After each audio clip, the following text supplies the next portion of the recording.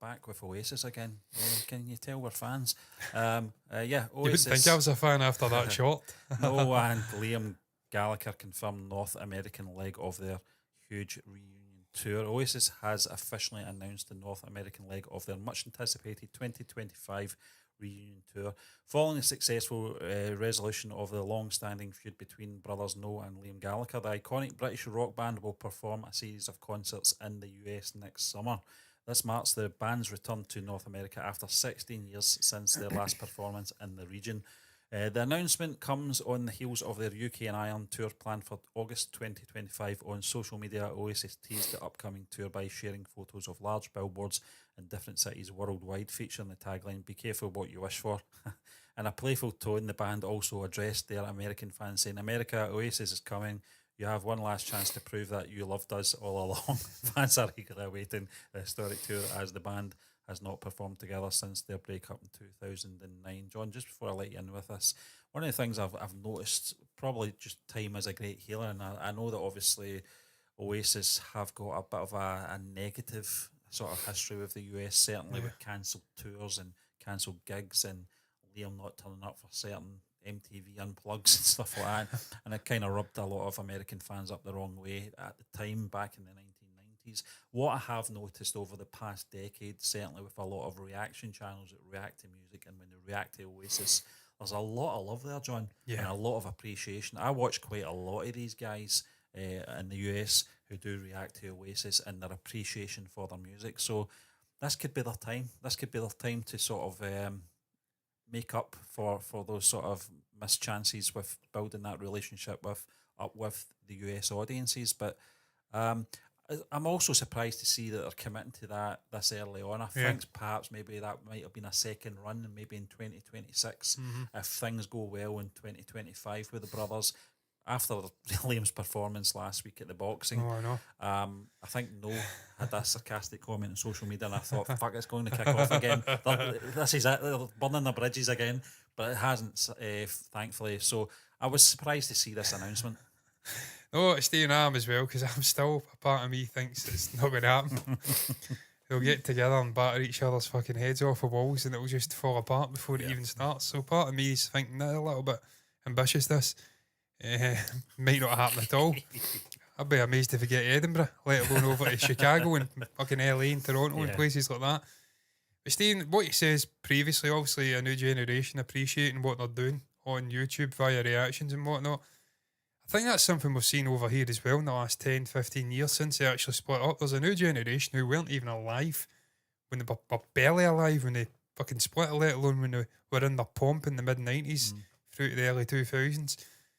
Who are just a new era, a new generation of fans, and they're more, I don't know, enthusiastic and up for it than maybe even the OG fans from the 90s. Yeah, mad for it than the OG fans in the 90s.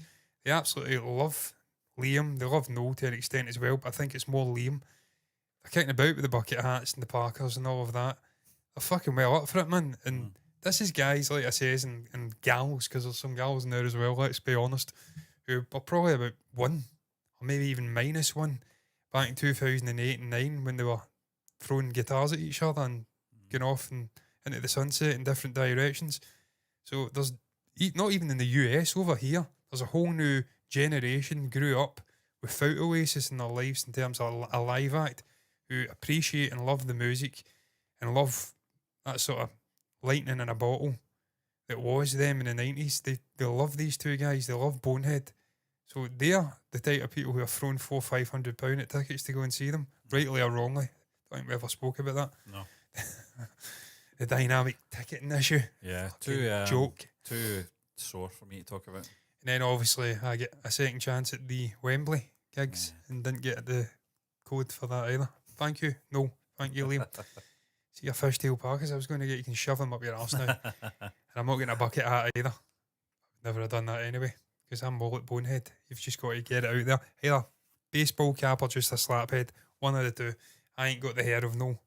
I ain't got the hair of Liam. I don't think many people have got the head of Noel. Fucking unbelievable. I'm just absolutely mesmerised by him. Anytime he's on, I just look at the way the fringes just cut, the way they've got it textured. Like Johnny Marr, yeah. Oh, it's unbelievable. Yeah. He's better than Johnny Marr. His hair's way better. Noel has got the greatest hair on earth. There's just It's almost suede. Yeah. it's unbelievable, Stephen. It's taken on its own life form. It's just so thick. It's just the way that it's cut. It's sort of layered and just feathered. It's just sensational. What a head of hair. And you just know he could brush it down, it'd be down to his eyebrows. He's got such a small hairline. And he's got big eyebrows. Forehead, big eyebrows. But he just flicks it to the side. He's such a cool guy. Even now, he's knocking on 60 or something. I don't know how old he is. He must be knocking on 60 because Liam's about 51, 52. Yes, yeah. And Noel's about 4 years older, so he's about 56. 67 he was born, so... Yeah, he's about, he's about 57. 57, yeah. Yeah. So he's knocking on 60. He's not knocking on 60 yet, but he's not about the balls off it, as we like to say here. And he's still so cool. So, look, getting back onto the actual subject, though, look, this is great for fans over in the US. I can imagine there would have been people in New York, in the East Coast, maybe further afield, try to queue for tickets for Wembley in London and is it Heaton Park in Manchester? They'd have been queuing to try and get tickets, not realising they would come over. There's probably people bought tickets from North America. So this gives them an opportunity. They'll be raging. They can sell them back to us. Yeah, exactly. For fucking 20 times and it'll still be cheaper than Ticketmaster. Bastards. This is great for that audience, Stephen. And look, it will be good for them to go over there and hopefully knock it out of the park and maybe exercise some of the demons. I don't really buy into the whole didn't make it big in the US shit. One, it's not a prerequisite for a great band because the Kinks never really made it in the US. No. They're a great fucking band. Yep. And Ray never gets the credit he deserves. But for me, he's third or fourth best songwriter ever to come out of the United Kingdom. Don't give me, I mean, probably Bowie and then Lennon McCartney are the only three above him. Yeah. Other people will name other names. I don't give a shit. In the UK, yeah. In the UK, yeah. So it's not a prerequisite. And we'd get some brilliant songs because of it. Talk Tonight. For one, I think they were arguing in San Francisco. Yep. Noel went away and wrote that on the plane. So we get some unbelievable songs because of the on demons. A lady that took him in. Yeah. Yeah. I think he was in San Francisco or something like that. Yeah. Yeah.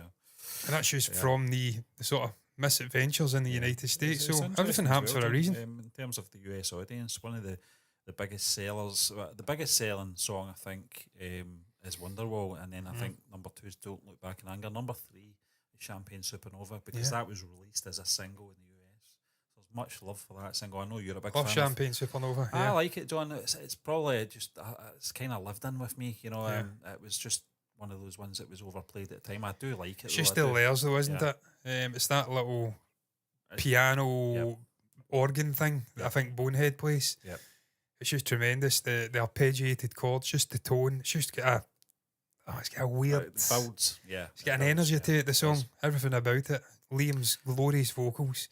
It's just I love songs that are so dense and layered, and you don't even appreciate what you're listening to until you put a good set of headphones on. John, I watched and you a get video, to hear it all. And it was mostly like US actors that were asked about their thoughts on Oasis. And I thought a lot of them are going to wing it and just they're the fashionable thing to talk about just now. Jeff Goldblum knows his thing about Oasis. Yeah. I'm blanking on her name. Played Wednesday. Jenna Ortega. Yeah. She's more of a Blur fan, surprisingly. So I mean, I love Blur as well. But it just took me back. I was like, geez, Oasis they're a big act, I mean, when you see like actors who you wouldn't think would relate to that type of music, know their big hits. They know Jeff Goldblum knows Wonderwall. He knows Don't Look Back in Anger. It just kind of took me aback. I went, oh, right, okay. But there is an appreciation in the US for the band and the brothers. Yeah. Steve, what's your favourite Oasis song? I don't know if I've ever asked you. John, it kind of varies, and for me it's Live Forever. I think Don't Look Back in Anger is one of them. And I know fantastic, I know that Noel said it's a nonsense song. There's something about the sound to it. The video was fucking incredible, and I'm getting that zipper as well, by the way. That's coming in the post. I've always loved that, and now I can get my hands on it. Oh, is it? You can get it, yeah? You can get it. It's the chocolate zipper. With with stripes. Yeah. I've always loved it. I loved it since 1995. It's a solo as well, and Don't Look Back in Anger. The drumming, I think it's Johnny. Is it Johnny Marr? It was one at Johnny Marr Strat. Yeah. Fucking Johnny Marr just kept giving Noel Gallagher guitars. Iconic guitars. Unbelievable guitars that Eric Clapton and whatnot have played on. That's and he's crazy, like, just fucking here, you can take it. Probably, I mean, Les Pauls and Strats. And if we're talking a combination of solos, the videos, and just remembering that time. I was 19 when it was out, so I was a good age, John, when Oasis came out. And I like that song, but I mean, I have You were the perfect age, Stephen, at that time. I think so, I mean, I was more a Beatles person, but I did have an appreciation for Oasis. Kevin, my brother, He was 5 years younger than me. Loved Oasis. It's At just the the time. energy, isn't it, of their songs? I mean, Yeah. I'm in my head, I'm visualising. I Don't do look have back. periods where I have one particular song I Yeah. keep playing. You know, Supersonic was for a long time. Live Forever was for a long time as I well. love Live Forever. That's And my then I'll go favourite. into sort of the master plan and all that kind of stuff. The sort of, I wouldn't say it's unknown. Most people know what those songs are, but the sort of B-sides, as they were called back then, which are just as prominent as the A-sides. I love a master plan as well. Yeah, fantastic. I love the no songs. I really do. I mean, Liam's got his own energy. Yeah. And it's what makes the band what it is. If you had But to, Noel's if you had to brilliant. ask me a period, it would probably be the sort of that period, Yeah. the sort of between 94, 94 96, 96 yeah. period. The later stuff I can listen to the Hindu Times and Yeah, I mean, Stop Crying Your Heart Out. Great I songs. fucking love Star. There's a particular performance from But 2000. they I feel think. like a different band to me at that Yeah. point, you know. Definitely in sound and the way obviously Noel was writing at the time as well. More developed writer, obviously a more experienced in life person at that point as well. So, but that period, probably 94 to 96, was probably my best period for Oasis. Stephen, I've got nothing but great memories of Oasis. Sadly, not of an age to go and appreciate their live performances. I mean, I could have when I was older and they were near the end of the first iteration, but not the proper Oasis. But I remember going to football games, the 5-1 game against Rangers in 1999, and they were playing Roll With It after it. So there's always been a strong connection. Roll With It's a weird one, isn't yeah, it? It's a weird song. yeah. No Gallagher doesn't particularly like that Fucking, song. I mean, I just associate that with Celtic. And I know they both love Celtic. I love the Top of the Pops performance where they were miming it. They had no singing. I was talking about that at the game. And Liam was playing the solo. I was talking about that at the game the other day there because they were talking about miming or something. And I can't remember the context. It's a great video. I says that, Noel was playing singing and Liam was... Gigsy laughing when it's a solo bit for Liam to See, there's not... So I'll just laugh at him as I had to go back and watch that again. Yeah. But there's not enough of that now from bands. They're too stuffy and up themselves. I think of like the 1975. They're just fucking up themselves. I mean, I don't mind them, but they would never do that kind of thing. And that's the kind of thing the Beatles and the Stones would do 40, 50 years ago. They'd take the piss out of themselves, jumping about, playing the wrong instruments. The Stones in a tent with fucking water bubbling up around them. Charlie Watts is nearly fucking getting his eyes taken out and they're just pissing themselves laughing. Bands don't do that now. No. So it's really, this is what this is all about. It's like recapturing that spirit, that energy from a forgotten time, the 90s, because the 90s, some bad moments in there, but it's really, I think, the last great era for everything, really. Fashion, to an extent, the music, everything, just even filmmaking, it had a different vibe to it. It was just more carefree, more raw. Now it's just fucking, it's just the same, it's generic. Everything's overthought as well. Shit, now. It's very clinical. That's why they're going back and try to dress like the 90s. People are going about with bell bottoms on, and back to the 70s and the 80s. Get your own fucking fashion. Yeah. Make your own era, bitchy. Stop stealing our stuff. I grew up in the 90s. You're not fucking wearing my clothes as well. Fuck off. Have you got anything else to say on this, John, before we move on? You've said your piece. No. Yeah. I'm not going to go to the North. I'm not going to North America. John, we have a to see them. we have quite a big US following ourselves on this channel. Not in that sort of degree, but in terms of obviously our community, I mean, in terms of would it be something you would be interested in, guys that are in the US? Would you want to go and see the UK band Oasis performing next year? Let us know in the comment section if you plan. I love to to see someone that's singing. Yeah. Would you want to go? I don't know. You know, I don't think it's a cup of tea. No, to be honest with no. you. Son's a lovely person, you know, but I kind of gathered that she's not that into that kind of music when she didn't know that REM were from the same sort of area as her. And nothing wrong with that. I'm not having a go or anything like that. But horses for courses. I'm sure she loves our music in a different way to that we do. But There's a reunion I want to see. REM, yeah. I'd go and see them in a heartbeat. Yeah. Not going to happen. It's not going to happen, unfortunately. But let us know in the comment section, folks. But we're going to move on to our next topic.